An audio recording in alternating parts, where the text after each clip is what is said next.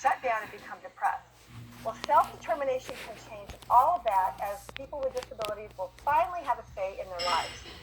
Even those who are nonverbal have the ability to communicate their dreams and desires, and supports can be customized for every ability level.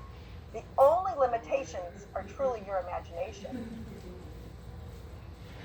So the legal definition of self-determination means a voluntary delivery system consisting of a defined and comprehensive mix of services and support that are selected and directed by a participant through the person-centered planning in order to meet the objectives in his or her IPP.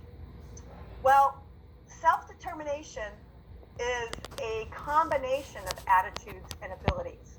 And it means making your own choices, learning to effectively solve problems, and taking control and responsibility for your own life as a person with a disability. And it's about being in charge, but it's not the same thing as self-sufficiency or true independence. It's based on interdependence. It allows you to be creative and think outside the box, and it's all about choice. Our adults with disabilities, with the help of their friends and family, make the decision on who's going to help them and who they want to hire to be their support. The self-determination, California's definition, it's a voluntary program through the regional center that provides participants with an individual budget that they can use to purchase the services and supports that they need to implement their person-centered plan and their individual program plan. There are 5 principles of self-determination. Freedom to control your life. And with freedom, you decide where you want to live, how you want to spend your time, and you determine who is going to support you. Now with some of the agencies we have, sometimes you just get whoever shows up. But in this process, you get to hire the people that you want to support you.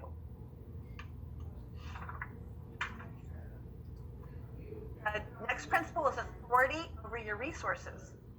You receive a budget, and then you get to choose how you spend that money in order to reach your goals, including services and supports, and even community-based activities to help someone reach their goals. For example, if there's a health goal, then maybe a gym membership and even a personal trainer can be funded with a client's budget under self-determination.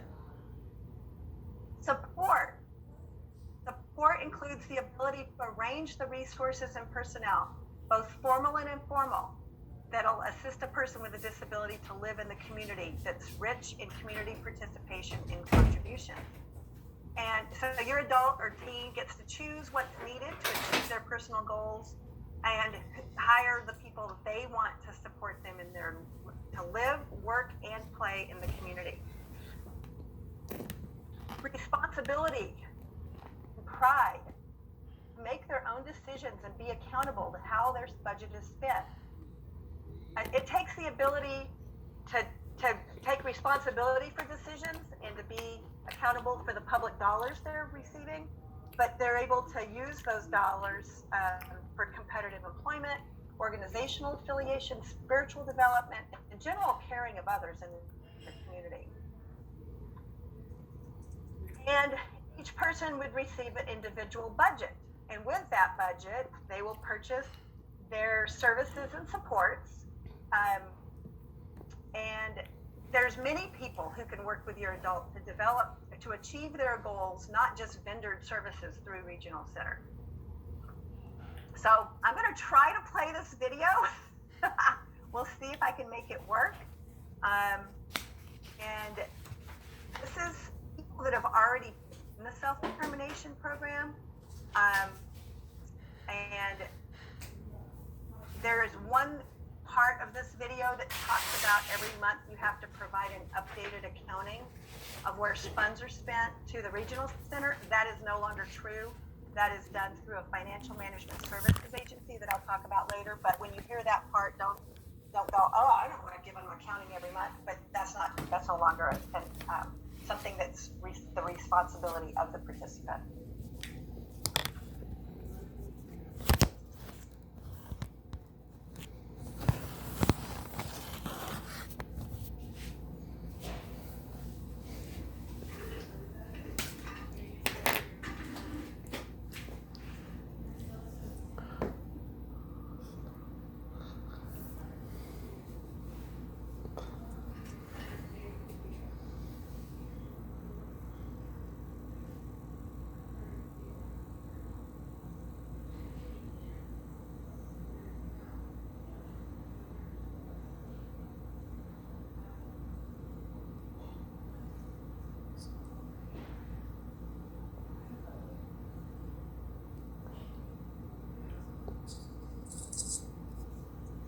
Are you sharing your screen? I don't see anything.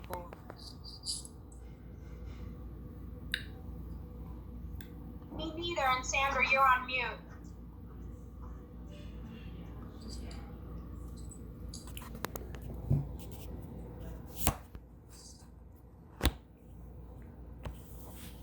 Yeah, we're not seeing anything over here either.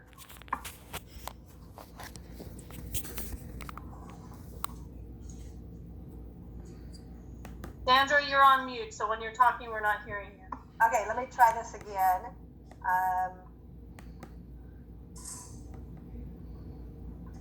Okay, can you see this guy with an STP shirt on? Yes. Okay. All right. So I'm gonna play it. Is that working? Yes. Okay. Thank you. Hello, I am Santi Rogers. I'm the Director of the Department of Developmental Services. It's an honor to share with you the unbelievable success we've had of creating a pathway of freedom for individuals we serve and their families. It's called self-determination. Self-determination is built on some very basic principles that you and I live by. The opportunity to make choices for where you live and with whom you're going to live. It's a personal freedom, and that personal freedom is best exhibited when you're in your own place. Your family is intimately involved, and part of that is an extension of a good life. Hi, my name is Willie West. I've been in the Self-Determination Pilot Project at the Redwood Coast Regional Center for the last 15 years. When I entered the pilot, I was 18 years old, and it was a lottery system. And I didn't know if I was going to be part of it or not, and I didn't even know what it was going to be, but I was all for it. I was all for a change. The Self-Determination program has changed my life a lot. It helped me grow as a human being. I could live independently. I got an awesome job at the Redwood Coast Regional Center. I'm part of society, and it just feels wonderful.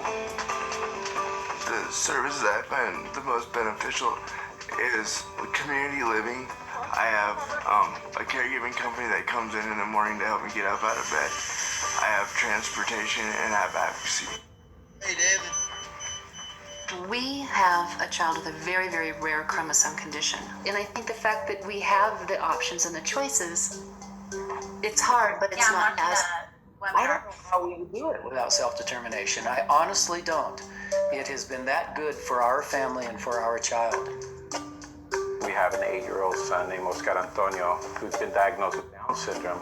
It did take some time for us to understand what were the options, what was the help, and the regional center was where we first walked in, and they've been amazing. They've helped us tremendously. Self-determination will give us flexibility, and we fully expect he'll have the lifestyle that he merits and deserves.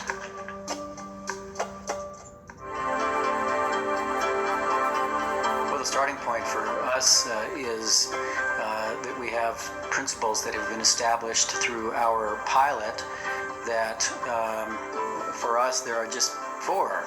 Freedom, that's freedom of choice.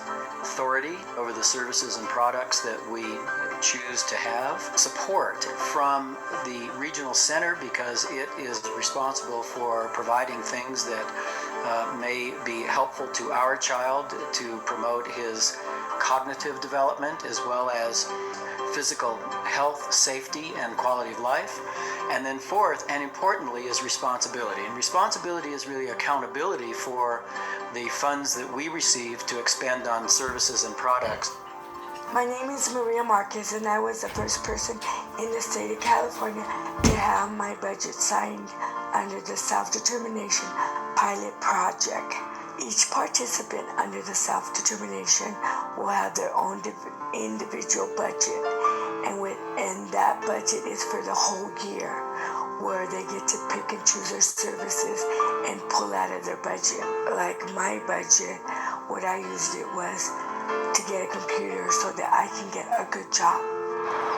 Your budget is based on your plan, and your plan is what your needs are for the year. And then your budget is how much money the regional center will spend on what you need for the year. You know what the funds are that you're going to receive, and then at the end of each month, you submit a report that tells you what you started with, what you expended your funds on, what was left over, how the funds have been expended, and what has actually occurred.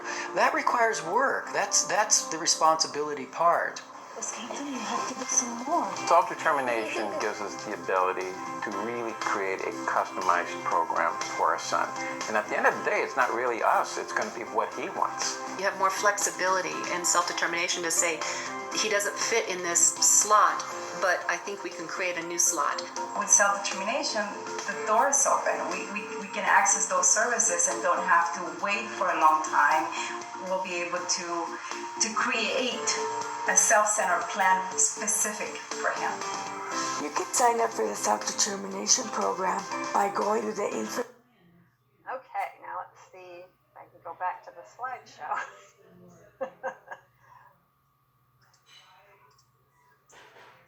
Okay. Yes. All right. So when the gentleman was talking, all The right. slides are not shown. During the class today, Benji decorated this with what did you put on it? All right. Hang on. He put some stickers they had given us and the zombies. First, let's go back. So there's like and airplane and everybody. ship stickers. And then there's a seat in there, and in a few days we'll show you a plane. Okay, for some reason I'm not able to mute everybody. So Benji stickers. Hey, Benji with the stickers. Can you mute yourself? There we go. I got everybody muted. All right. Okay, so share screen and go to PowerPoint. Okay, can you see it now? Yes. Thank you. Okay. So those people that you saw in the pilot program were there. That was a 20-year pilot program. So it's not like California rushed into this.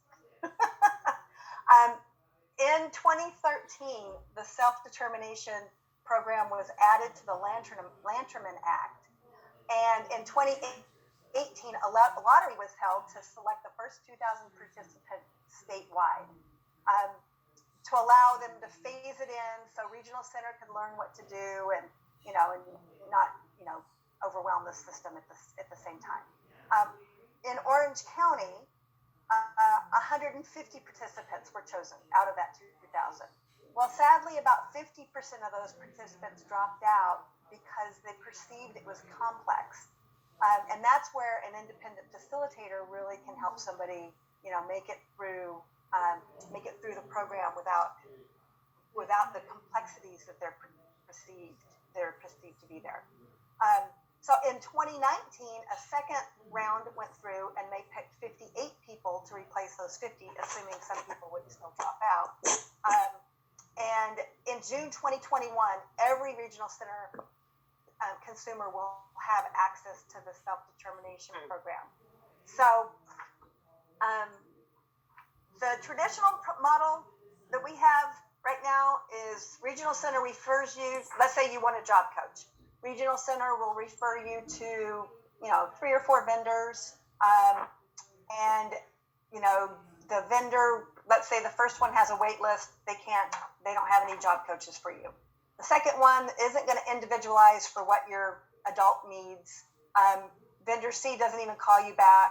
And for some types of services, there's not even any vendors available. So sorry, can't have that service. There's nobody that can provide it. So that's the way it works right now.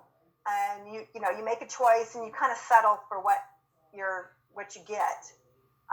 Some of the agencies have staffing issues that are way beyond your control.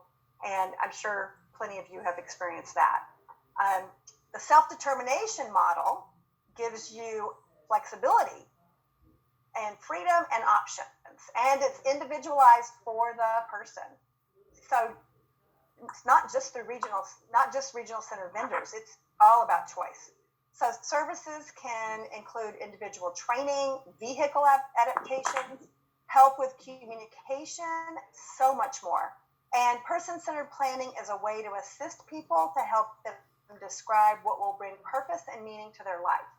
The individual budget is the amount of money that you have to spend on the services you need, and you control the budget. And then the financial management services provider helps manage your money, pays your employees their services, and they are the ones who are creating that monthly report to show how much money is left in your budget and how much you spent last month and all that. So the individual in the program does not have to do that.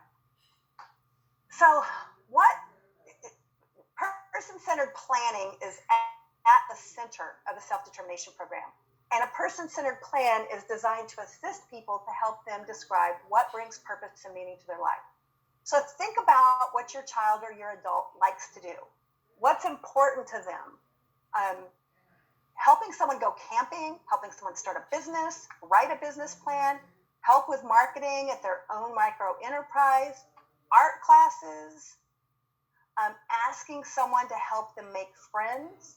As long as the product, the thing that you're purchasing is not segregated in the community, and it achieves a goal that is on the person-centered plan, it can be funded. It's not about what's available, it's about what's possible. So in the person-centered plan itself, we preserve competence, we focus on strengths. I mean, you go back and look at your IPPs and it tells you everything your child has ever done wrong.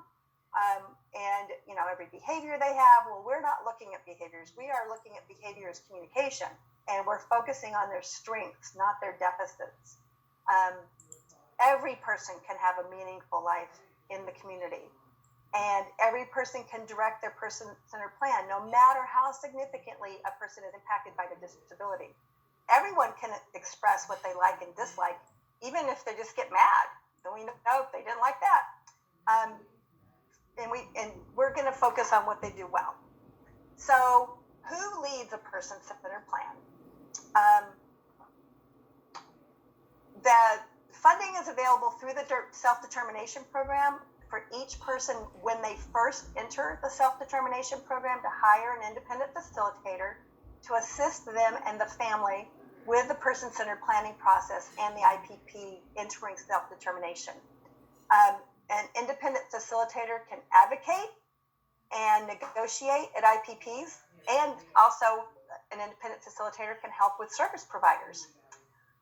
If the participant elects not to use any independent facilitators, they can also use the regional center service coordinator to lead their person-centered plan. Pre-planning is critical to a person-centered plan meeting, and it's basically what a client wants to discuss and what they do not want to discuss. It does not include behaviors. While the independent facilitator needs to know those things, they are not discussed at the person-centered plan meeting itself, or party. We call it a person-centered plan party. We develop a personal history in advance. We kind of develop the person's story, a personal description that includes their hopes and dreams, their fears, their personal preferences. We identify who they want to actually come to their person-centered party and create a circle of support to see who's with them the most and who knows them the best. And finally, where do they want to meet? Now, if we told Sean, my son, that he had to show up at 8 a.m. for his person-centered party, he wouldn't come because he's still asleep.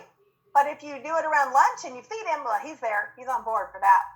So it's really all about the person. It is not about the other people. And sometimes neutral places are better than home. So somebody doesn't decide just to go in their bedroom and play video games or listen to music. They can stay focused on the actual event. At the beginning of a person-centered plan party, the rules are laid out by the facilitator. For example, all the comments should be made to the participant, not about them. We're not going to talk about them like they're not in the room. It's because it's all about them. Each person introduces themselves and tells the participant something they like and admire about them. And everyone listens to the participants' dreams and works with them to make a plan to help them reach their goals. We're focusing on the person's strengths, hopes, and wishes, not their weaknesses, nightmares, and the preferences of others. So through brainstorming with a circle of support, many ideas will come to light that will help the client take steps to reach their goals. When we did Sean's, it came out through that he really wanted to work with kids and dogs. So with the group, we brainstormed where are kids and where are dogs that he could work at without a college degree.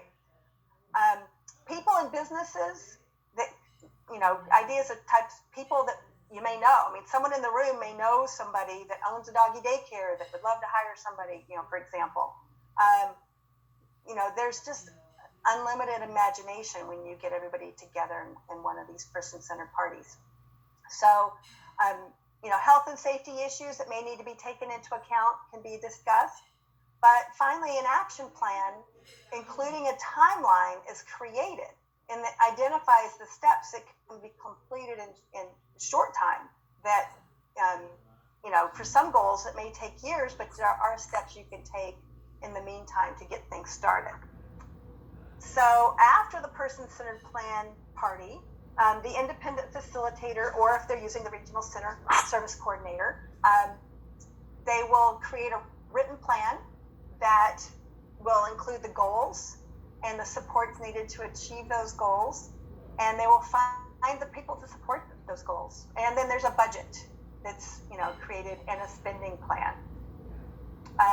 The independent facilitator will attend the IPP meeting and advocate for services that may be added to the budget, based on what may not be available, may have not been made available to the client in the past. And a well-written person-centered plan provides opportunities to seek employment and work in integrated and competitive settings. It gives the opportunity to engage in community life, control personal resources, and receive services in the community to the same degree as people without disabilities. It includes individually identified goals and preferences related to relationships, community participation, employment, income, savings, healthcare, wellness, education, really anything that the person wants to focus on. So this is a photo of the person-centered plan that we did for Sean, and he gave me permission to share this with you all. This is in the hallway of his apartment, and he won't let me take it down. It's been a couple of years since we did this one, but he reminds me all the time that he wants to go to WWE events and the things that are on this poster. And he told me the other day, "Mom, I need a new one of these." And he's right. It's time for us to do a new person-centered plan for him. But you'll see in this, the areas that are included: home life, connections, health and wellness, and work. And I'm going to show each section up more close up in each slide. So in the beginning, the meeting starts, or the party starts, with everyone telling the client what they like and admire about him or her, and the graphic facilitator writes those things on the poster. And then in Sean's case, we then talked about where did he want to live. Now the current situation is below, where he was living on his own in Irvine, and he said, "I'm done with parents," that one on the poster. And then above that is his goals. So he wanted to have parties in his apartment. And one day he wants to live in an oceanfront property. Well, yeah, it's pretty unlikely he'll ever attain that goal, but we don't limit the goals and dreams. We just sometimes, we all have dreams that are never going to come to fruition, and that oceanfront property might be one of my dreams that I'll probably never realize. On his connections section, this is who he wants to spend time with. And he loves his acting class at DSAOC. Of course, he wants to date the ladies, with his long-term goal of getting married. And he does have a girlfriend now, so sorry, all you other ladies. And he wanted to host a Bible study. Well, he's hosting poker night. We still got to work on that Bible study goal. We got the poker nights going on. And the health and wellness section, he has a 24-hour fitness membership. And one of the great things about self-determination is that could even pay for his membership and a personal trainer. So he doesn't just go there and maybe, he's been trained on some machines, but he could have somebody work out with him and he wouldn't just do 2 reps. He might do maybe 10. And WWE, well, I'm not sure how that ended up in the health and wellness section, but he kept talking about that, and he has been able to attend some WWE events since he put that on his plan and made that a goal. Under work, well, at the time, Sean worked at Home Depot doing carts in the parking lot, and he really didn't like the job. But he had been volunteering at Saddleback Church in the kids ministry for, 8 years at that point. Now he's been doing it for over 10. And, when we fleshed it out a little more, he really wanted to work with kids and with animals. So he ended up quitting his job at Home Depot, and he ended up working at a trampoline park, refereeing kids playing dodgeball and helping with birthday parties. And now he volunteers at Pretend City. And as far as the animal part, well, we looked at, several doggy daycares. He decided he didn't want to scoop poop, so kind of animals are kind of out if you're not going to scoop poop, but he loves working with kids. Action plan was developed, and the actions become the goals that are in the person-centered plan. And, in his goals, he wanted to host a dinner night. That doesn't cost the regional center anything. He's had some potlucks, and his roommate and I have been the supports for that. He had Open an Able account, which that also doesn't cost regional center anything. We open an Able account. One of the professionals in the room thought, when he talked about working with kids, that he should go to community college and get a early childhood education. Well, that goal is never going to happen because Sean's done with school. He is not going to school. So that's some of the things that came out of this meeting or party. Excuse me. So this is a list of the services that can be included in the self-determination program, and it's a pretty comprehensive list. It's available online at the DDS website, but if you look, I put an arrow where participant-directed goods and services are, so that's kind of a melting pot for just about anything. So if it's not on the actual list, you can throw just about anything in there as long as it is aligned with a goal, and as long as it's not secluded or segregated, and as long as it's not living expenses. So it's not going to pay your rent or anything like that. So Regional Center provided an example of a spending plan, and this was developed from somebody else's person-centered plan. This is just an example. So, the goal, I want to be healthy. So then it was come up with, they were going to have a yoga class, a personal trainer, a gym membership, nutrition assessment and classes. And then the second goal down below, I want to be successful with my micro business. And so we've got a web design, somebody to design a website, coaching support for business employment, jewelry classes. Next goal, I want to be safe in my community. And so that would include coaching on safety and in the workplace. Like around here, Get Safe would be an agency that could provide those services, or there's other people who are doing it privately. There's another goal, I want to increase my socialization skills and make friends, take a dance class. So if we go to the actual spending plan, you can see the community integration supports safety and community and work has a budget amount, $2,265. The employment supports with a micro business, they're funding $4,248, to find local places to sell, figuring out ways to sell, assisting at selling sites, organizing the business office, participant-directed goods and then classes for jewelry making, participant-directed goods and services where the web design went. It's going to cost $900 for a one-time fee to develop a website. And then the community integration supports is the yoga class, and gym membership, personal trainer, see, all of those things are in there. And this person's total annual budget came up to $23,214. So the way they calculate the individual budget now, and this is the amount of money you can use for your person-centered plan. Initially, when you're first entering self-determination, it's based on the amount the regional center spent for your services in the prior 12 months. So if you're planning on entering self-determination in June 2021, it's very important you have your services in place this June to spend that money this year, so you've got it in a budget for next year.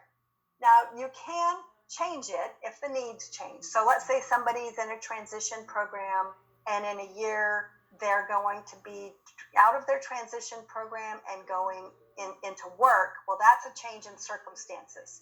So that would, the budget would increase for a job coach and maybe independent living services or whatever's revolved around that person's goals. If you have respite, for example, let's say you have 30 hours a month worth of respite, but your respite provider really can't staff it. They only have 6 hours a month that they're able to get somebody there. So you have 14 hours a month of respite that you're not using. You need to document that by emailing your service coordinator and letting them know, keep the email, and remind them every month that the service isn't able to fully staff. So they don't limit your budget based on what you actually used when the agency wasn't able to provide the staff in the first place. And so in the financial management service agency, this is the only requirement of the self-determination program, and they're a vendor of regional center. There's several of them. They help you stay on track with your budget. They pay your staff. So let's say you've got a respite agency and you want to hire your own person. Well, they pay that person and take their taxes out and all that. So you don't have to touch the taxes and do the reporting and do the liability insurance and all the things that come around actually having your own employees. If you're an adult and you've got a job coach and you want to hire your own job coach, same story. So the timeline, once you let your service coordinator know you want to enter the self-determination program, there will be an orientation meeting that you'll attend. And then after the orientation meeting, a person-centered plan would be held. Then the regional center, depending which regional center you have, you'll get a budget either before or after the IPP meeting. It just depends. They're supposed to do the budget before. You should really be getting the budget around the time of the orientation meeting, but every regional center is doing different things right now. So it's hard to say exactly what yours will do. And then regional center certifies the budget, and you're living the dream. So big things to know. The initial budget includes the prior 12 months of actual used services, not just how much is allotted for, but how much was used. It can be increased if unmet needs are identified or the situation changes. You can transition back into traditional services anytime you want. But if you leave self-determination, you can only re-enter after 12 months. And once you're in self-determination, your services follow you if you switch regional centers. So like if you move from Orange County to San Diego, you don't have to do a whole new IPP and start all over again. And you can change financial management services providers at any time. Okay.